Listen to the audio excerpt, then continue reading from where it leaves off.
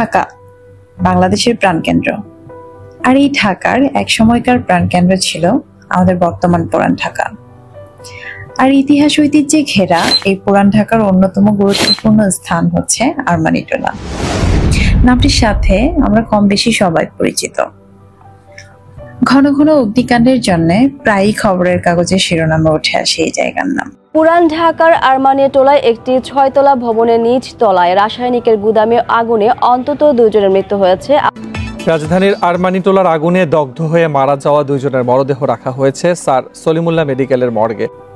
তাছাড়া এটি কেমিক্যাল ও পাইকারি ওষুধের বাজার হিসেবেও সুপরিচিত। কিন্তু আমরা কি জানি এই জায়গার নাম আরমানিটোলা হলো কিভাবে?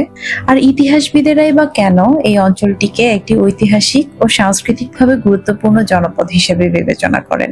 আমার বিশ্বাস আপনাদের বেশিরভাগেরই উত্তর হবে না, জানি না। আর সেই হারিয়ে যাওয়া ধুলোমাখা ইতিহাসের গল্পটা তুলে ধরতেই আমাদের আজকের পর্ব।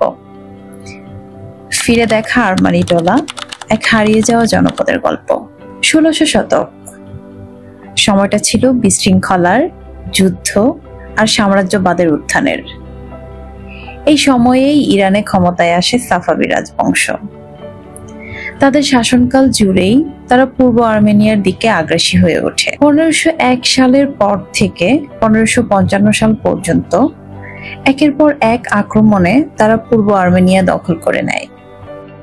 বহু আর্মেনীয় তখন পড়েন ভয়াবহ রাজনৈতিক অনিশ্চয়তায়।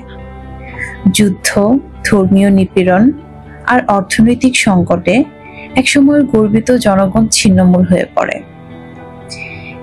নিজ ভূমিতে থাকতে না পেরে তারা খুঁজতে থাকে নিরাপদ আশ্রয়, খুঁজতে থাকে এক নতুন ভোর।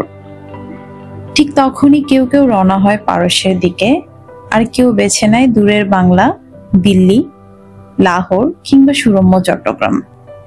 সেই সময়টায় ভারতবর্ষে মুঘলদের দাপট, আর মঞ্চের ঠিক মাঝখানে ছিলেন সম্রাট জাহাঙ্গীর।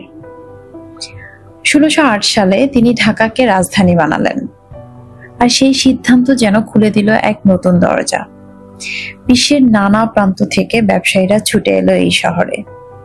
পর্তুগিজ, ডাচ, ফরাসি, গ্রিক, এমনকি চীনারাও। আর এই বহুজাতিকদের ভিড়ের মধ্যেই আর্মেনিয়ানরাও এসে দাঁড়ালো। তাদের চিরচেনা দূরদৃষ্টিতে তারা ঠিক চিনে নিলেন সম্ভাবনার এই নতুন শহর ঢাকাকে। সেই শুরু। তারপর যা ঘটলো তা এক বিশাল ইতিহাস। তারা কিন্তু সংখ্যায় খুব বেশি ছিলেন না, ভাবতে অবাক লাগে। তবুও পুরো শহরের বাণিজ্যের দখল যেন ছিল তাদের হাতেই। লবণের মতো গুরুত্বপূর্ণ পণ্যের নিয়ন্ত্রণ, হ্যাঁ, সেটা ছিল ইস্ট ইন্ডিয়া কোম্পানির হাতে।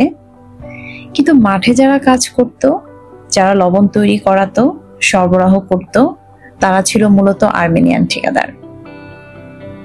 আর শুধু লবণই না, তখনকার ঢাকা মানে কাপড়, পান আর পাটের বাণিজ্যের কেন্দ্র।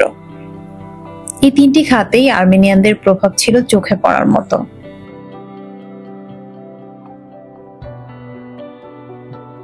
সবচেয়ে চমকপ্রদ যেটা জানলাম সেই তথ্যটা হচ্ছে, এই বাংলার পাট, যেটা একদিন সোনালী আঁশ নামে পরিচিত হবে, তার সম্ভাবনাটা প্রথম যে সম্প্রদায়টার চোখে পড়েছিল তারা আর কেউ নন, এই আর্মেনিয়ানরাই। ওরাই প্রথম বুঝেছিল এ পাট শুধু দড়ি না, এটা হতে পারে এক জাতির ভবিষ্যৎ।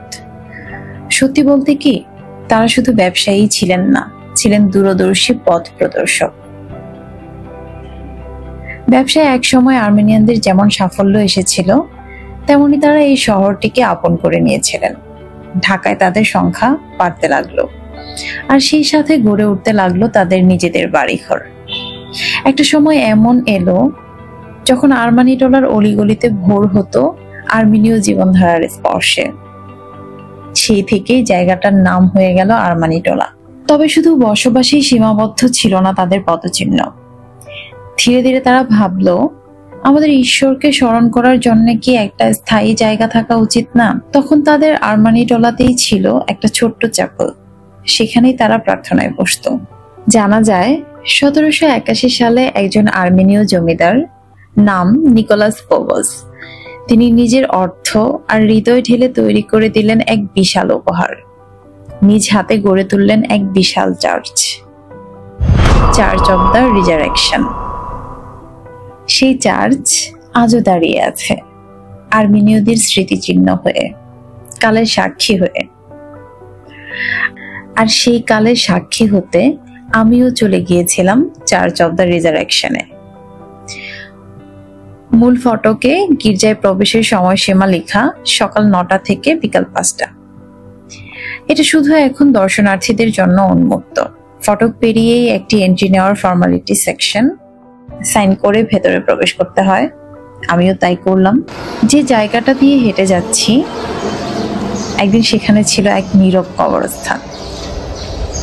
তাই হয়তো এখনো চার্চের বারান্দায় কিছু কবর মাথা তুলে দাঁড়িয়ে আছে সময়ের মুখোমুখি। চারপাশে সবকিছু পাল্টে গেছে, আর্মেনীয়দের পদচিহ্ন মুছে গেছে প্রায়, তবুও এই চার্চটা রয়ে গেছে নীরব, গম্ভীর, একা, যেমনটা একদিন ছিল না। আজ আর প্রার্থনার শব্দে গম গম করে না এই দেয়ালগুলো, ঘন্টার শব্দ শোনা যায় না। 1897 সালের ভূমিকম্পে চার্চের ঘড়িঘর ভেঙে পড়েছিল। পরে যদিও আবার গড়ে তোলা হয়, তবু সেই পুরনো প্রাণটা যেন আর ফিরে আসেনি। গণনা করে জানতে পারি এখানে মোট 325টি কবর আছে। প্রতিটা কবর যেন একটা করে গল্প। মার্বেল পাথরের এপিটাফে লেখা কার জন্ম কবে, মৃত্যু কবে, আর কে ছিল তার আপনজন। কিছু কিছু লেখা এতটাই আবেগময় যে পড়লে বুক কেমন যেন ভারী হয়ে আসে। তবে সব কবরের মধ্যে একটা কবর কিছুটা আলাদা। 1877 সালে প্রয়াত ক্যাটাচিক আফিটিক থমাসের কবর। এই কবরের উপরে রয়েছে একটি মার্বেল পাথরের ওবেলিস্ক। ওবেলিস্কের মাথায় আছে মাদার মেরির একটা ভাস্কর্য। বিভিন্ন রেফারেন্স ঘাটাঘাটি করে জানতে পারি থমাসের স্ত্রী স্বামীর প্রতি ভালোবাসার স্বরূপ এই ভাস্কর্যটি এনেছিলেন সুদূর কলকাতা থেকে। বর্তমানে ভাস্কর্যটির একটি হাত ভেঙে গেছে। গির্জার কাঠামোটা খুব সাদাসিধে, তবুও এক ধরনের গাম্ভীর্য আছে তাতে। লম্বায় প্রায় 27 ফুট, চতুর্দিকে বারান্দা ঘিরে রেখেছে মূল ভবনকে। বারান্দার গায়ে সারি সারি আর্চ আর কলাম। প্রবেশের জন্য আছে 4টি দরজা, আর জানালার সংখ্যা ঠিক 27টি। চার্চের ভেতরে চোখ রাখতেই দেখতে পাই সারি সারি কাঠের বেঞ্চ। এটাই মূল প্রার্থনা কক্ষ। ঘরটির একদম শেষ মাথায় আছে একটি উঁচু বেদি। বেদির উপরে স্থাপন করা আছে যীশু খ্রিস্টের প্রতিকৃতি আর একটা ধাতব ক্রস। প্রবেশ মুখের বাঁ দিকে দেখা যায় একটি সরু পেঁচানো ধাতব সিঁড়ি। ওটা দিয়ে উঠতে হয় উপর তলায়। শুনেছি উপরের অংশটা অনেকটা গ্যালারির মতো। ধারণা করা হয় একসময় এই জায়গাটি ছিল নারী ও শিশুদের জন্য সংরক্ষিত। অনুমতি না পাওয়ায় সরাসরি দেখার সুযোগ হয়নি। চার্চ প্রাঙ্গণের চারদিকে ছড়িয়ে আছে অসংখ্য কবর। প্রতিটি কবরের ওপরে পাথরে খোদাই করা এপিটাফ, যেন এক একটা লেখা নয়, সময়ের গায়ে আঁকা এক একটা চিহ্ন। এই লেখাগুলোতে মিশে আছে আর্মেনীয় আর ইংরেজি ভাষা। কখনো স্বজন হারানোর শোক, কখনো ধর্মগ্রন্থের বাণী। কেউ হয়তো লিখেছেন কিছু কাব্যিক লাইন, কেউ আবার রেখে গেছেন ব্যক্তিগত স্মৃতিচিহ্ন। এপিটাফগুলো মূলত তৈরি হয়েছে নানা ধরনের পাথরে, শ্বেত পাথর, বেলে পাথর আর কোষ্টি পাথরের মিশেলে। জানতে পারি এই পাথরগুলো নাকি আনা হয়েছিল কলকাতার ওয়েলসলি স্ট্রিট থেকে। কবরগুলোর মাঝখানে চোখে পড়ে এক ছোট্ট বেদির ওপর রাখা একটি সূর্যঘড়ি। সময় মাপার প্রাচীন এই যন্ত্রটা যেন নিঃশব্দে দাঁড়িয়ে সময়কে সাক্ষী রেখেছে। তার পাশেই একটা ছোট্ট বাড়ি, দেয়ালে লেখা আছে 1929। এখানেই এক সময় বসবাস করতেন গির্জার কর্মরত কর্মচারী তার পরিবার নিয়ে। প্রাঙ্গণের এক কোণে দাঁড়িয়ে আছে লাল ইটের একটি পুরনো বাড়ি। এই বাড়িতেই থাকতেন গির্জার ওয়ার্ডেন বা তত্ত্বাবধায়ক। শেষ যিনি এই দায়িত্ব পালন করেছেন তার নাম মাইকেল জোসেফ মার্টিন। 2005 সালে তার স্ত্রী মারা যাওয়ার পর তিনি চলে যান কানাডায় তার মেয়েদের কাছে।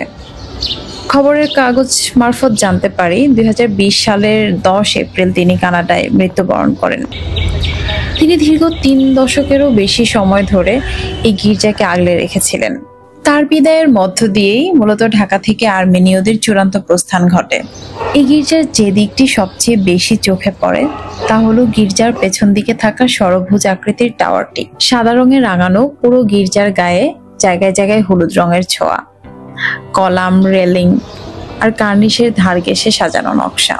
আর এই টাওয়ারেই ছিল গির্জার সেই ঘণ্টা, যেটা একসময় ঢাকার সময় বলার একমাত্র ভরসা ছিল।